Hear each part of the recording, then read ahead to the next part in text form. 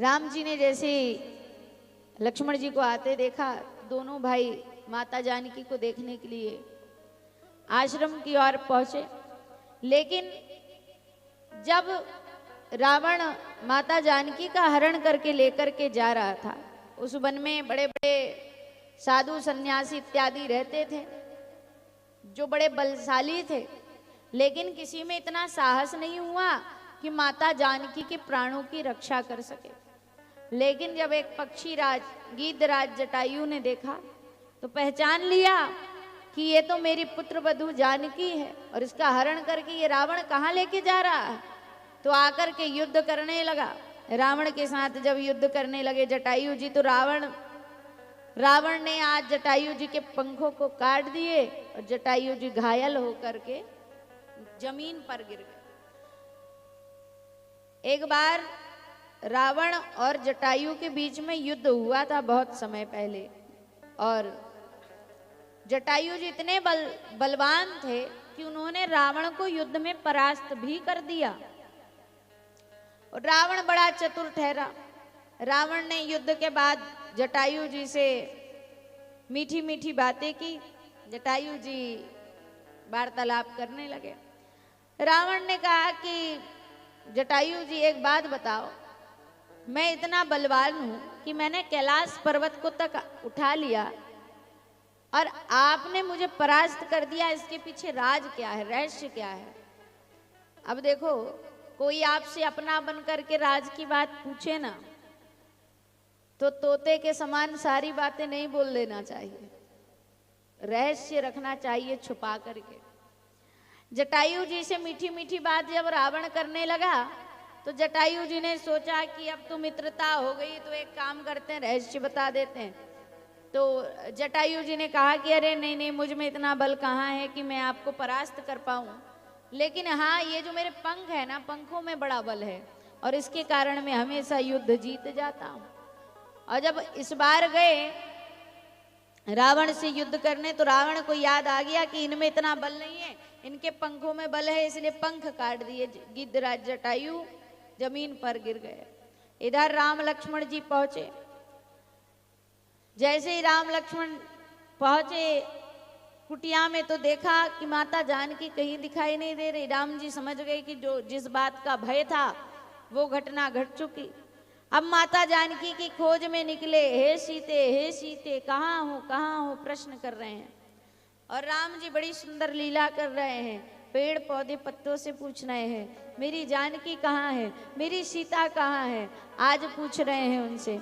हे खग मृग हे मधुकर श्रेणी, हे खग मृग हे मधुकर श्रेणी, तुम देखी सीता मृगनैनी, तुम देखी सीता मृगनैनी, तुम देखी सीता मृगनैनी, तुम देखी सीता मृगनैनी।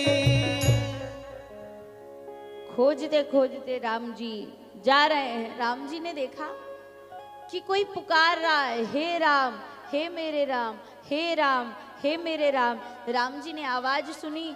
राम जी पहुंचे तो देखा कि एक पक्षी घायल अवस्था में राम का नाम पुकार रहा है। राम जी ने गिद्धराज जटायु को उठाया, अपनी गोद में उनका सर रखा, पूछा कि महाराज, आपकी ये दशा किसने कर दी और आप ऐसे इस दशा में कैसे पहुंच गए?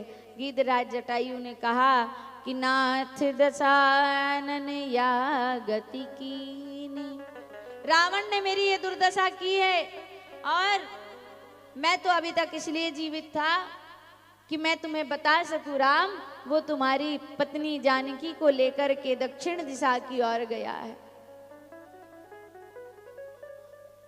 राम जी ने कहा कि तुम चिंता मत करो, मैं तुम्हें घायल अवस्था से ठीक कर देता हूँ, मैं अभी कोई वैद्य को बुला करके लाता हूँ, मैं तुम्हें कुछ नहीं होने दूंगा, तुम चिंता मत करो। गिद्धराज जटायु ने कहा राम मेरी बात सुनो, अब मैं वैसे भी जीना नहीं चाहता।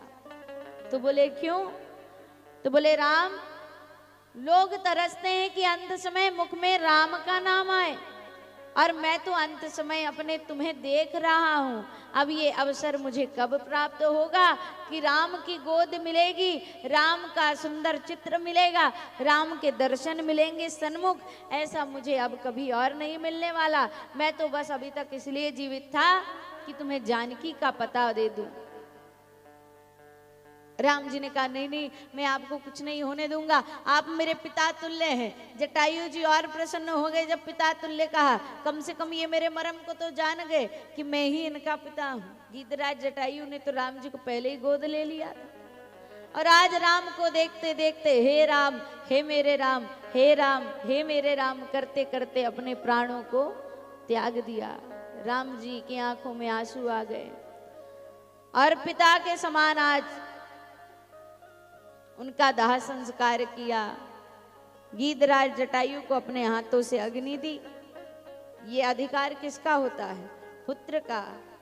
लेकिन गीधराज जटायु ने राजा दशरथ से पहले ही मांग लिया था कि मुझे आपकी बड़ी संतान चाहिए। राम जी हुए तो जाकर के राजा दशरथ ने एक पत्थर पर, शिला पर रख दिया। बोले ये मेरी पहली संतान, जैसा कि मैं वचनबद्ध था, मैंने अपने वचनों को पूरा किया, लेकर के जाओ। गीधराज जटायु ने कहा वो तो ठीक है महाराज, मैं पक्षी अपना पालन पोषण नहीं कर पाता, इसका कैसे करूंगा? इसलिए एक काम करो, इसको तुम लेकर के जाओ, अंत समय में मेरे पास भेज देना।